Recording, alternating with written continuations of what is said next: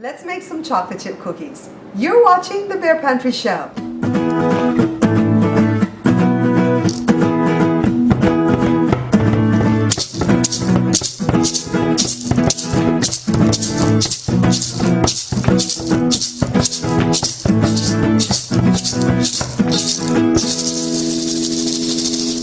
Look what I'm wearing, guys, an actual apron. Of the 200 and odd videos that I have at this site already, you've never seen me wear an apron. It's just something that I wasn't into, you know. Joe wears an apron all day long at the shop because we deal with inks and he doesn't want to get it on his clothes. But I've never cooked with an apron and I wanted to stay true to form when I started the show. I promised myself that if I don't like a meal, I'll let you know I don't like that food. I'll still cook it and teach you how to make it, but if I don't like it, I'll tell you the truth. I don't normally wear aprons because that's just not me. And I don't drink wine, so you'll never see a glass of wine on my counter. You know, when I'm doing the show, some people have suggested that when I first started. Why don't you have a glass of wine on the edge of the counter and you sip it every now and again like some other cooks do? Well, I don't drink, you know, so I'm not going to be doing that. But this apron, I have to wear this out of honor and love. Colin's grandma, Colin is Jada's little friend. He was the drummer in the band, if you've seen the video with my 47th birthday party. His grandma gave me this as a birthday gift when they came to the party. I'm friends with Colin's mom and dad and the grandma, and they're the most awesome people that I've ever met in such a long time. And the grandma gave me this as a gift, and it's so awesome. I'm going to show you a special chalkboard too that Colin's mom gave me as a birthday gift. We're going to start using that in the show to show you the specials of the day and so on. But this is the apron. Let me take a step back. Gorgeous, right? Anyways, I'm going to start wearing it now and again on the show, okay? Just out of respect and honor and love to Colin's grandma. Mom, you're the greatest. Thank you so much for this apron. Anyways, let's get started. Let me show you the ingredients that we're going to need to make the chocolate chip cookies. It's going to be quite a few ingredients, not our usual Bear Pantry stuff, but the steps are really, really basic, okay? So let me show you the ingredients. Check it out, guys. Real simple. I like these recipes that they don't have complicated measurements, right? This is 1 cup of regular white sugar, 1 cup of brown sugar, 1 cup of butter, margarine. This happens to be butter. This is a teaspoon and a half of vanilla extract. We've got 2 eggs. Our dry ingredients include right here. This is a teaspoon of baking soda, not powder. This is a teaspoon of salt. This is 3 cups of all-purpose flour. And we've got some semi-sweet chocolate chips. You can use the whole bag, which is 12 ounces, but I promise you'll have more chocolate chip than cookie, so I'm using less, okay? I don't really like too much of the one thing in there because I really want to taste the cookie.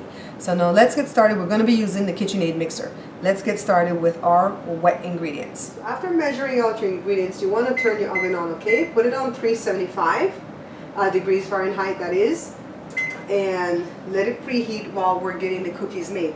These baking sheets that you see right here, they're already greased because we're going to get like 3 to 3.5 dozen cookies, all right? We're going to get quite a bit of cookies. So let's get started with the KitchenAid. So here's what we do first. We add all our, I call this the wet ingredient, even though the sugar is not really wet.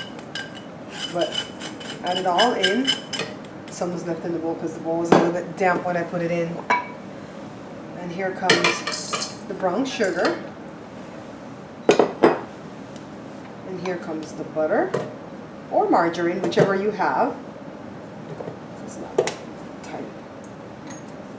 And next we have the vanilla extract. You notice I'm just kind of dumping everything, right? These are the kind of recipes I like where you dump things in. I don't really like the recipes where you have to cream stuff first and all that. So anyways, put the egg, and I'm going to get the flat beater and put it on and start mixing this, okay? Okay, so I'm standing here over the KitchenAid just watching it work. It only has to go for a couple of minutes, guys, and I'm carrying it out with my spatula. And then what I'm going to do is mix all the dry ingredients together right now, okay? Okay, so the recipe says I'm supposed to sift all the dry ingredients, okay? At first, I did not sift the flour, but you're supposed to sift it after you put the salt and baking soda and everything. So that's all I'm doing. You know, when I was a kid in Belize, we used to always play with the dirt. And we would have like a grocery store and everything would be just dirt. This is the flour, this is the sugar. But we used to have sieves like this and get the sieve from my, sieves like this, we get it from my mom's kitchen. She'd kill us because we take her good sieve to play in the dirt. Isn't that just like a kid? So that's all we're doing right here is just sifting this. And we're going to start adding it to our cookie dough. See what it looks like, guys? Kind of thick, right? Kind of like our powder bun recipe, right? but we're gonna get quite a bit of cookies out of this, okay? Let's add our chocolate chip. And it's always better to use the semi-sweet one because the milk ones, it gets a little bit too sweet with this dough. See, and it was more than enough to mix into this.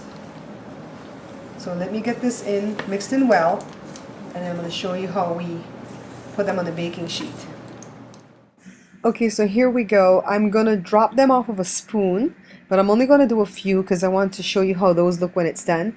These cookies will look more imperfect, and I think for me personally, I like imperfect looking cookies when they're like oatmeal raisin. So because these are chocolate chip cookies, I'm only going to do a few so you can see what these are going to look like. So what I'm actually going to do is kind of roll it in between my hand like the way I do my powder buns and stuff, and just put them on the sheet and set them an inch to 2 inches apart because you don't want them to touch while they're baking.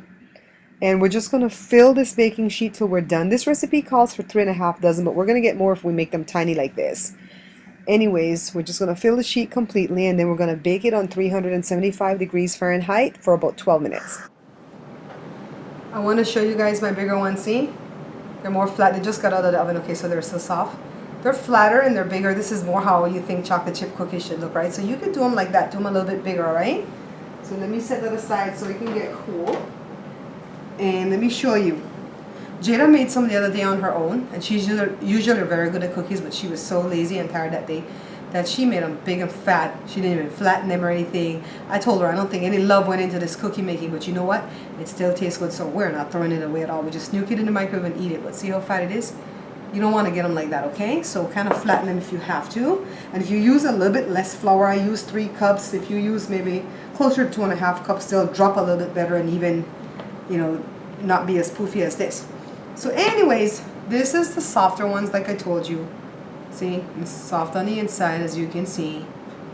These are the harder ones. Hear how you could hit with it?